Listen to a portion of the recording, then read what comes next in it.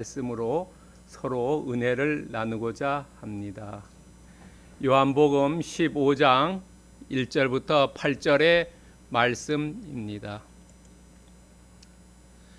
여러분, 2주 전에 제가 설교한 내용 중에 가나의 혼인잔치를 설교했습니다. 요한복음 2장 1절부터 11절의 말씀이었습니다. 이 가나의 혼인잔치의 핵심 키워드는 물에서 포도주를 바뀌는 거였죠. 물은 무미, 무치, 무색인데 포도주는 유미, 유치, 유색으로 바뀌어졌다는 겁니다. 여러분, 그런데 물하고 포도주는 분자식이 다릅니다. 여러분, 물은 H하고 O하고 이루어졌고 포도주는 HO에 플러스 C가 하나 더 있습니다. 이 C가 하나가 더 있는데 이 C를 어떻게 만들었냐 하는 거죠. 그것은 예수님께서 만드셨다는 겁니다. 예수님께서 창조하셨다는 겁니다.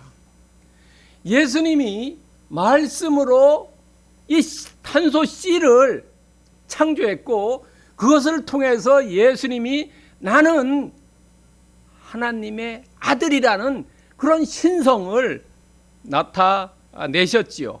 그래서 요한복음에서 7개의 표적이 나오는데 이 가나의 혼인잔치가 첫 번째 표적이라는 거죠. 그래서 그 표적을 헬라어로 세메이온이라 하고 오늘 설교할 요한복음 15장 1절부터 8절은 에고 에이미, 나는 이러이러한 사람이다가 요한복음에 7개가 나오는데 그 중에 마지막입니다. 그래서 첫 번째 표적인 포도주와 마지막에 자기의 정체성을 드러내는 에고 에이미와 이게 연결되어 있다는 겁니다. 포도라는 겁니다. 포도주와 포도나무 뭔가 연결되어 있죠. 여러분, 포도나무에서 포도주가 만들어지는 거죠. 그래서 이 가나의 혼인잔치와 지금 요한복음 15장 1절부터 8절에 나오는 그 포도나무, 나는 참 포도나무다, 나는 포도나무다, 이것이 연결되어 있다는 겁니다.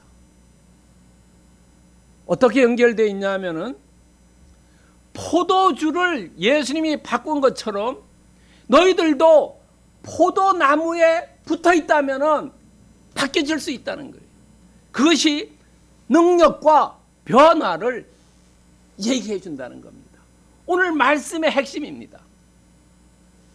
우리도 삶이 능력을 받을 수 있고 변화될 수 있다는 거죠. 자, 그렇다면은 오늘 핵심 키워드인 포도나무에 대해서, 여러분, 포도나무는 노아 홍수 이후 노아가 농사짓기 시작할 때 창세기 20장에 보면 포도나무를 심었다 그랬어요. 그리고 그 다음 줄 창세기 9장 21절에 보면은 바로 포도주 사건이 일어납니다. 술을 너무 많이 마셔갖고 취해가지고 이제 그 사건 쭉 일어나죠. 그 다음에 또 두 번째로 중요한 사건은 여러분, 모세가 가데스 바네아에서 가나안에 40명의 정탐꾼을 보냈을 때 그 사람들이 그 가나안 땅에 가가지고 포도나무, 포도송이가 얼마나 큰지 두 사람이 메고 가는 걸 봤죠. 그래서 이 사람들이 두려워했지요. 그래서 돌아와가지고 여호수아와 갈렙만 싸우러 가자 그리고 나머지 사람들은 안 간다 그랬죠. 그래서 나머지 사람들은 다 광야에서 죽고 여호수아와 갈렙만 가나안 땅에 들어갔죠. 그 다음에 세 번째 중요한 사건은 예수님께서 마지막 6월절 만찬 때 포도주 마시면서 이것은 내 피다 라고 얘기했고 나는 다시는 마시지 않겠다라고, 너희들과 만난 후에 마시지 그전에는 마시지 않겠다라고 말씀하셨죠. 자, 이런 포도는 오늘날 인기 있죠. 와인이라 해서 포도주 마시는 집도 많고요. 또 포도도 요즘 인기 있는 품목입니다. 특히 겨울에도 요즘 마트 가면은 샤인머스켓이 있습니다. 샤인머스켓은 씨가 없어가지고 먹기가 상당히 좋습니다. 굵 거요. 옛날에는 거봉이라 해서 인기가 있었죠. 지금 거봉보다가 더 샤인머스켓이 인기가 있고 맛이 있습니다. 이 포도는 전 세계적으로 재배됩니다. 전 세계적으로. 그래서 각 나라마다 포도주 만들어서 파는 게 유행입니다. 우리나라도 포도를 많이 재배하는 지역은 각 지역마다 포도주를 만들어서 판매합니다. 근데 이 포도는 심은 지 3년 내지 5년 후에 수확하기 시작한답니다. 이 한 번 수확하면은 그 뿌리에서 약 100년간 생산을 한답니다. 감귤은 한 30년 하면은 나무가 노화되죠. 포도는 100년 동안 생산할 수 있답니다. 그런데 한 뿌리에 약 어느 정도 생산하냐 하면 36kg 정도를 생산한다고 합니다. 36kg. 엄청 많은 양입니다. 그리고 포도는 1년에 한 2 내지 4m 정도를 자라고 합니다. 자라난다고 합니다. 이렇게 길게 자라기 때문에 이 포도나무를 세심하게 잘 돌봐야 된다는 겁니다. 가지치기를 해야 되고 지지대로 이 포도나무를 잘 엮어줘야 되고 비료도 줘야 되고 물도 주고 제초도 해주고 이렇게 여러 가지 세심한 돌봄을 해야지 제대로 수확을 할 수 있다는 겁니다. 그런데 이 포도는 팔레스틴 지역에서 아주 중요한 작물입니다. 여러분요. 7대 작물 중에 하나입니다. 그리고 팔레스틴 지역에는 3대 과일이 있습니다. 포도, 무화과, 석류, 이게 3대 과일입니다. 석류는 우리나라에서 잘 볼 수가 없지만요. 무화과는 최근에는 많이 볼 수 있죠. 이 3대 과일입니다. 우리나라로 얘기하면 배 정도로, 배가 아니라 사과 정도입니다. 우리나라 과일 중에 사과가 제일 유명하지 않습니까? 아마 그 정도로 중요한 포도입니다. 근데 예수님께서 이 예화를 포도나무가 그 지역에 많으니까 사람들에게 알기 쉽게 얘기해 주는 거예요. 근데 오늘날 농사를 지은 사람이라든지 포도나무에 가까이 이렇게 보고 포도를 직접 그 농원에 가서 따먹고 이런 사람은 조금 이해하지만 도시에 사는 사람들은 마트에 가서 샤인머스켓 사다 먹는 사람은 잘 모르지요. 오늘 내용을 잘 알 수가 없습니다. 그러나 오늘 내용을 아주 쉽게 제가 설명드리겠습니다. 자, 첫 번째, 깨끗하여졌으니 1절부터 3절의 말씀입니다. 1절부터 3절의 말씀은 예수님께서 포도나무의 기능성에 대해서 주로 말씀해 주시고 있습니다. 첫 번째, 참 포도나무라고 이야기합니다. 예수님께서요. 참이라는 것은 거짓에 대해서 반대라고 할 수도 있지만 그것보다 오히려 참 포도나무, 여기서 참이라는 헬라어 알레틴에는 완전한, 진정한, 신뢰할 수 있는 사람으로 얘기하면 진국 같은 사람이라고 생각하면 됩니다. 예수님은 정말로 진국 같은 사람이다. 나는 진국이다 라고 얘기했다는 겁니다. 나는 참 포도나무다. 나는 그냥 왔다가 거짓말해가지고 사람들 사기쳐가지고 돈 뺏고 그런 사람 아니다. 나는 진정한 메시아다. 나는 진정한 하나님의 아들이다. 라는 것을 이야기해주고 있는 겁니다. 그리고 포도나무에는 가지가 있습니다. 그 가지는 5절에 보면은 제자를 얘기합니다. 가지는 붙어 있어야 돼요. 제자는 선생님과 붙어 있어야 된다는 거죠. 그냥 배우러만 가면 강사 정도 되지요. 여러분요. 유대 관계를 끈끈하게 맺고 있다는 것. 그리고 3절에 보면은 깨끗하게 라는 단어가 나옵니다. 이 깨끗하게는 뭐냐 하면은 가지를 쳐주는 걸 얘기합니다. 근데 가지를 쳐주는 게 두 번 있습니다. 뭐냐 하면 잎이 나기 전에 농부가 포도나무를 가지 잘라줍니다.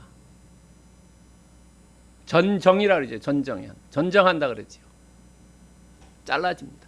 그 다음에 잎이 났어요. 꽃이 피고 열매를 맺는데 보니까 어떤 것은 실한데 어떤 것은 좀 형편없어요. 그러면 형편없는 것들은 잘라주죠. 농사 지을 때 다 똑같습니다. 곡식을 심었는데 잘 자라는 놈은 그대로 내비두지만 잘 못 자라는 거 어땠습니까? 뽑아주지요. 솎아내지요. 두 번 잘라버린다. 여러분, 첫 번째 자른다는 것은 알레고리로 얘기하면 예수님으로부터 떨어지는 것.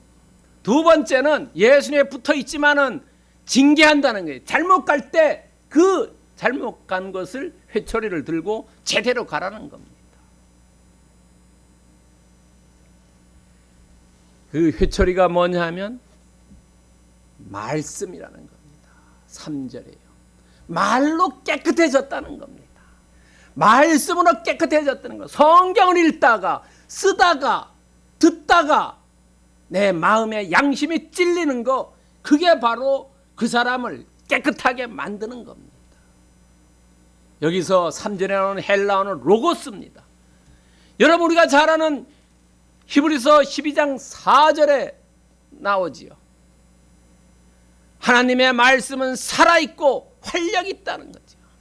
하나님의 말씀은, 성경의 말씀은 죽은 게 아니다. 성경의 말씀이 내 안에 들어왔을 때 내 마음이 아프고 어떤 때는 힘을 얻어가지고 그래, 할 수 있다 라고 하는 것, 그것이 나를 깨끗하게 한다는 겁니다. 자, 1절부터 3절을 통해서 우리에게 주고자 하는 예수님의 의도는 뭐냐는 거예요. 그것은 우리가 말씀을 사모하고 묵상이라는 겁니다.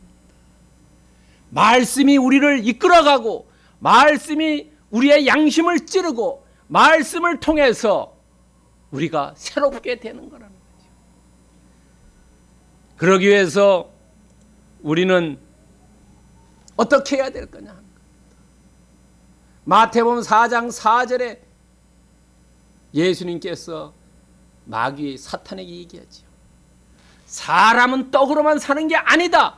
하나님의 입으로 나오는 말씀으로 살아야 된다.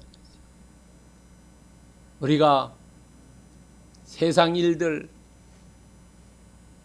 합니다. 돈을 위해서, 또 가족을 위해서, 자신을 위해서 일하는데 그것보다 더 중요한 것은 우리가 말씀을 통해서, 그 말씀이 나를 이끌어가고 그 말씀이 나를 지켜주고 그 말씀을 인해서 내 영이 풍성하게 된다는 겁니다. 아무리 돈이 많고 아무리 좋은 차를 타고 아무리 좋은 집에 살고 좋은 옷을 입는다 하더라도 그 사람이 영적으로 기간을 느끼지만은 말씀에 취해 있으면은 어떤 거 하나 부러운 게 없다는 거죠. 그래서 우리는 늘 하나님의 말씀을 묵상하고 사모해야 된다는 겁니다. 그것으로 우리가 살아간다는 겁니다. 시편 19편 10절에 보면은 우리가 금보다 더 사모해야 된다는 거죠. 요즘 우리나라에 환율 문제가 있어서 유튜브 같은 거 보면은 금을 사라라고 얘기합니다. 금보다 우리가 더 사모해야 될 것이 말씀이고 그것이 꿀보다 더 달달하는 겁니다. 여러분, 시편 1장 2절에 나오지요. 오직 여호와의 율법으로 즐거워 그 율법을 주야로 묵상하는 그런 삶이 우리에게 필요하다는 겁니다. 오늘 예배에 나온 모든 분들은 올 한 해 바쁘다 하더라도 어디에서 무엇을 하든지 늘 말씀을 사모하고 묵상하시는 삶이 되기를 축원드립니다. 두 번째는 던져 살으니라. 4절과 6절입니다. 여기서는 목적성을 얘기합니다. 자, 포도나무는 제목으로 쓰려고 심지 않습니다. 관상용으로 심지 않습니다. 어느 집에 포도나무를 화분에 키우는 집 없지요. 그 다음에 또 땔감으로 심지도 않습니다.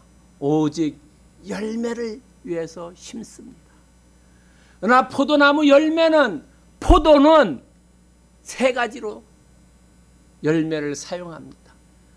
생포도 그냥 먹는 거와 건포도 있고 그 다음에 와인으로 만드는 포도주입니다. 세 가지의 목적으로 사용됩니다. 4절과 6절을 자세히 읽어보면은 거하라는 명령이 나오고 거하면 조건절이 나옵니다.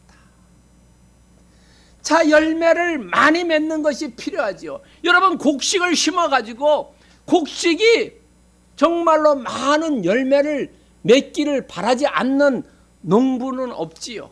어떤 거를 심어도 다 잘 되기를 바랍니다. 우리가 자식을 양육해도 자식이 잘 되기를 바라지 잘못되기를 바라는 부모는 아무도 없다는 겁니다. 자, 그런데 여기서 중요한 게 하나 있습니다. 뭐냐면 내가 먼저 예수님께 거하고 예수님 안에 거하는 것을 먼저 목적으로 한다는 거예요. 여러분, 오늘 본문을 자세히 보세요. 4절과 5절을 보면은 내가 먼저 예수님께 다가가는 게 중요하지 예수님이 우리에게 오는 게 중요하지 않다는 거예요. 먼저 가는 게 중요하다. 내가 먼저 거해라. 그리고 거한다면은 이게 중요한 겁니다. 그러면은 열매를 많이 맺는다. 너의 삶이 풍성하게 된다. 너가 부족함이 없다. 내가 먼저 예수님께 다가가는 거. 이게 중요하다는 겁니다. 예수님은 인격적인 분이시기 때문에 강제로 데려가지 않는다는 거예요. 너에게 선택권을 줬다. 너가 좌로하면 나는 우로하고 너가 우로하면 나는 좌로하겠다는 것이 아브라함과 롯의 한 얘기 아닙니까? 너희들이 두 개가 있다. 너가 거하냐 거하지 않냐. 너가 앞에 두 개가 있으니까 너에게 선택권이 있다. 그러나 너가 나를 따라오지 않고 거하지 아니하면 너는 버려지고 마르고 불에 사라진다는 거죠.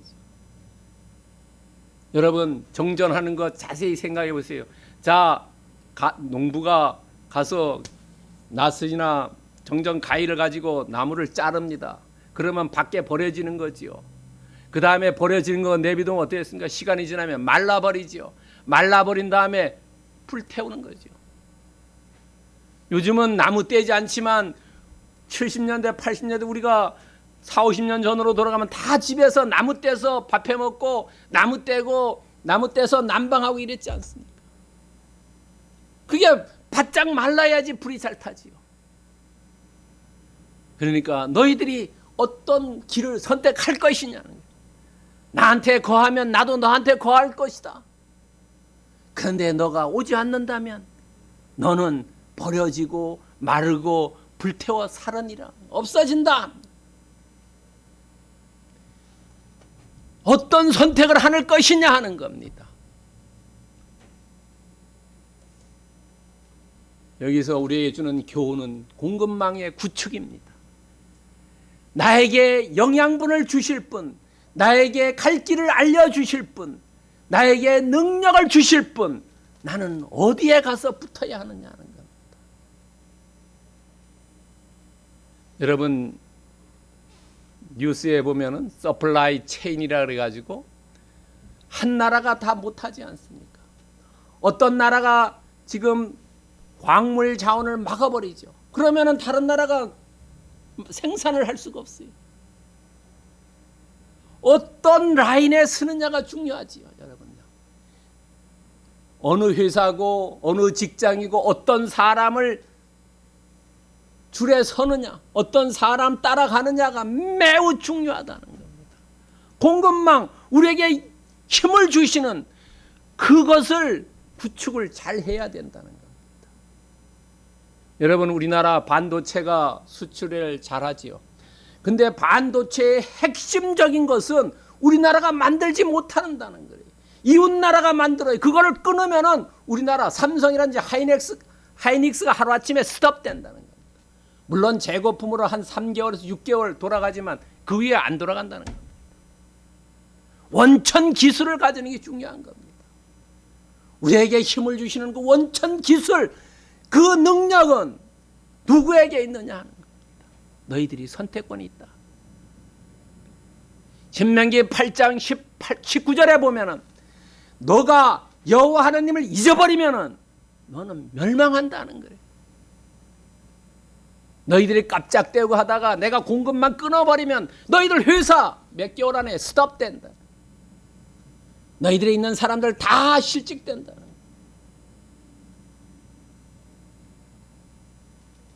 여호와 하나님을 잊어버리지 마라. 여호와 하나님에 붙어 있어야 되고 여호와 하나님이 나에게 능력 주신 자다.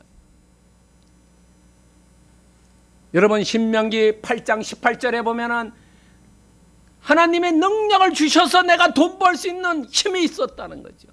재물을 주시는 능력이 있었다는 거죠. 신명기 8장 18절입니다. 그가 내게 재물 얻을 능력을 주셨다는 겁니다. 가끔 사람들은 자기가 잘나서 돈 번 줄 알죠. 그게 아니라는 거예요. 요한복음 6장 68절에도 얘기하고 있습니다. 베드로가 예수님에게 얘기했습니다. 그 전에 예수님이 야 너도 가려느냐 이랬을 때 아닙니다. 주여 영생의 말씀이 주께 있는데 내가 누구에게 갈 거냐. 말씀이 여기 있는데 내가 누구에게 갈겠습니까? 여러분, 우리의 힘 주시는 우리의 공급망 구축은 오직 여호와 하나님 예수 그리스도 그분만이 우리에게 힘을 주시기 때문에 우리는 다른 데로 가면 안 된다는 겁니다. 다른 데로 갔을 때 우리의 삶이 말라버린다. 우리의 능력이 말라버리고 우리의 은사가 말라버리고 우리의 생활이 말라버리고 내 영적인 것이 다 말라버리고 사라진다는 겁니다. 여러분, 예배에 나오신 오늘 여러분들은 오직 여호와 하나님이 힘 주신다는 걸 믿고 그분만을 의지하고 그분만을 신뢰하고 그분만을 따라가시기를 축원드립니다. 세 번째는 구하되 되리라는 겁니다. 7절과 8절의 필요성에 대해서 얘기합니다. 한글 성경 보면은 7절에 보면은 내 말 이렇게 단수로 나와 있습니다. 이것은 원어는 단수가 아니라 복수입니다. 여러분, 내 말은 헬라어 보면은 복수는 레마타입니다. 여러분, 레마란 말 들어봤죠? 로고스. 앞에 나온 말은 로고스고 지금 나온 이 내 말은 레마입니다. 레마의 복수 레마타입니다. 레마와 로고스는 다르다 그랬죠. 성경 말씀은 로고스고 이 안에 한마디가 나에게 들어와서 내가 변화되고 내가 그 말씀을 쫓을 때 그 말씀을 레마라 그랬죠. 여러분, 오늘 예수님께서 4절과 5절에서는 너희가 내 안에라고 얘기하는데 우리가 예수님 안에 거한다는 것은 그 말씀이 나에게 들어와서 작동되고 활동을 할 때 우리가 예수님 안에 거한다는 겁니다. 여러분, 4절과 5절을 보세요. 너희가 나에게 거한다면, 내 안에 거한다면, 내 안에 거하라는 게, 내 안에라는 것이 7절에 와서 내 말로 바뀌어졌습니다. 문장이요. 그러니까 우리가 예수님 안에 거한다는 것은 예수님의 말씀 안에 있다는 겁니다. 말씀대로 산다는 겁니다. 그렇게 한다면은 원하는 대로 구하고 그대로 이루어진다는 겁니다. 우리가 기도할 때 내 생각대로 기도하는 것이 아니라 하나님의 생각이 어떤지 그 생각대로 따라가는 거죠. 여러분, 회사에서 사장님이 가는 그 방향으로 따라가야 되지, 사장님은 이쪽으로 가는데 자기는 이쪽으로 가면 안 되지요. 우리는 원하는 대로 구하라가 백지수표 주는 게 아닙니다. 사역에 참여하라는 겁니다. 예수님이 가는, 예수님이 이끌어가는, 예수님이 인도하는 그 길을 따라가라는 겁니다. 내 생각대로 기도해서 그것이 응답 안 됐다고 불평하는 게 아니라 예수님의 생각은 어떤지, 내 기도가 그거에 맞는지 체크해보라는 겁니다. 그러면은 맞으면은 이루어지고 맞지 않으면은 수정해야 된다는 겁니다. 원하는 대로 구하라 해서 하는 게 아니라는, 백지수표가 결코 아니라는 겁니다. 그리고 8절에서 이야기합니다. 열매를 많이 맺으라. 여러분, 열매는 마태복음에도 나옵니다. 그런데 거기에는 많이 맺으라, 더 맺으라 이런 얘기는 없습니다. 열매를 보면 알 수 있다는 얘기를 하지만은 아름다운 나무에는 아름다운 열매를 맺고 아름답지 않은 데서는 아름다운 열매를 맺을 수 없다라는 얘기는 합니다. 열매는 내적인 열매와 외적인 열매로 나눌 수 있습니다. 여러분, 내적인 열매는 갈라디아서 5장 22절과 23절에 나오는 우리의 성령의 열매 있죠. 9가지 성령의 열매를 얘기한다는 겁니다. 그리고 또 고린도전서 1장 30절에 4가지 열매를 이야기합니다. 지혜와 의로움과 거룩함과 구원함, 이 4가지 열매를, 그러니까 9가지 열매 플러스 4가지 열매를 이야기해 주고 있습니다. 그럼 외적인 열매는 뭐냐? 외적인 열매는 예수님께서 가장 좋아하신 전도 활동 열심히 하는 것이 외적인 활동이라는 겁니다. 외적인 활동이 아니라 열매라는 겁니다. 이 열매를 많이 맺으면은 하늘 계신 하나님께서 기뻐하시고 예수님도 기뻐하시고, 기뻐한다는 게 뭡니까? 영광을 받는 거지요.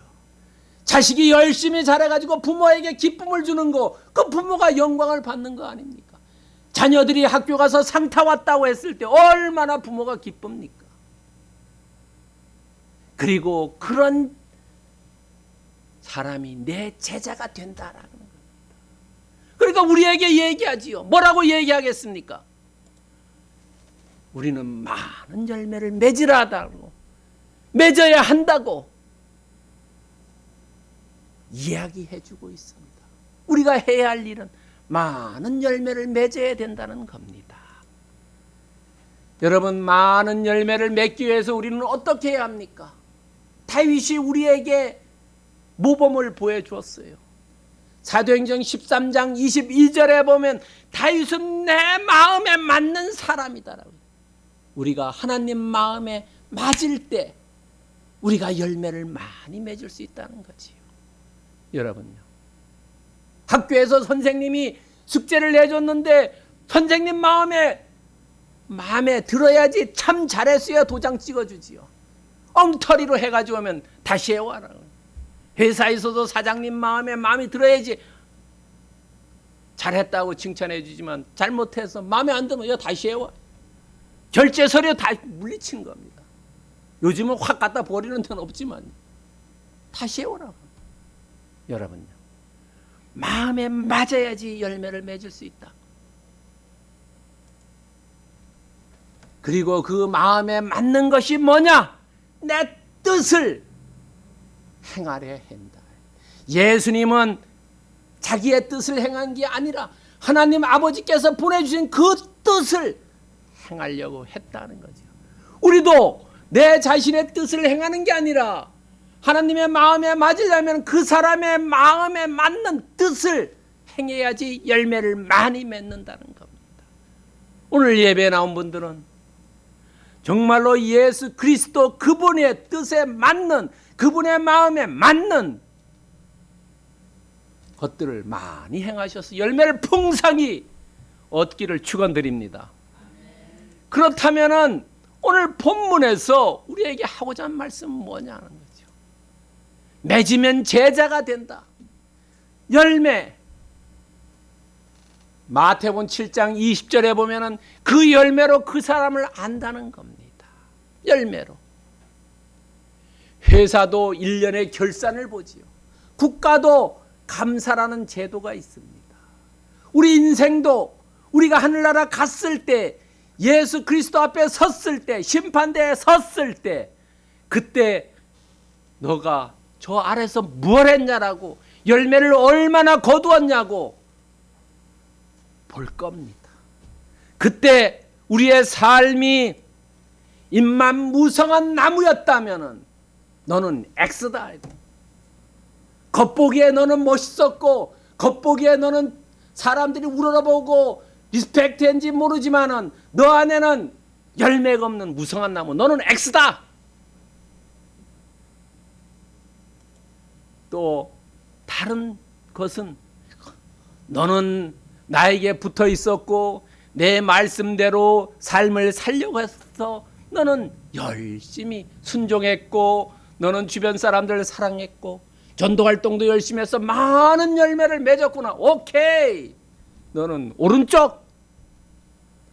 그리고 그것을 너 자신이 했다고 생각하지 않고 나에게 능력 주시는 그분에게 영광 돌리는 너는 제자였다. 오케이. 이런 삶을 우리는 살아야 된다는 거지. 예수님 위에 붙어 있고 말씀으로 많은 열매를 맺어서 영광을 주님께 돌리는 그런 삶을 살아야 된다는 겁니다. 그런 삶을 살기 위해서 우리는 어떻게 해야 되냐는 거죠. 이삭이 창세기 26장 12절에 보면 농사를 줘서 100배나 수확을 얻었다는 겁니다. 우리가 이 땅에 온 것은 그냥 온 게 아니죠. 하나님이 특별한 사명과 소명을 주셔서 이 땅에 왔다는 겁니다. 그런 사명과 소명을 우리는 깨닫고 그냥 사는 게 아니라 100배의 수확을 낼 수 있는 삶을 살아야 된다는 겁니다. 100배의 열매를 얻어야 된다는 거죠. 하나님 마음에 합한 일이라고, 하나님 말씀에 거하면은 입만 무성한 게 아니라 정말로 풍성한 열매를 거둘 수 있다는 거죠. 100배의 열매를 얻을 수 있다는 겁니다. 성경에는 100배보다 더 많은 것이 하나 있습니다. 신명기 1장 11절에 보면은 1000배나 많게 하신다는 말씀이 있습니다. 복을 1000배 주신다는 거예요. 여러분, 정말로 우리의 삶이 30배, 60배, 100배가 아니라 1000배의 목표를 두고 달릴 때, 그때 우리의 더 많은 열매가 맺어진다는 거지요. 목표를 크게 잡은 사람과 목표를 적게 잡은 사람 다르지요. 목표를 크게 잡은 사람은 그래도 가다가 지치고 쓰러진다 하더라도 어느 정도 이루지만은, 목표를 적게 잡은 사람은 얼마 이루지 못한다는 겁니다. 여러분, 오늘 예배에 나온 분들은 오늘 말씀에서 주고자 하는 포도나무에 붙어 있고 거함으로써 우리가 그냥 10배, 30배, 60배 얻는 게 아니라 100배, 1000배의 목표를 두고 나아가기를 그리스도의 이름으로 축원드립니다. 기도하겠습니다.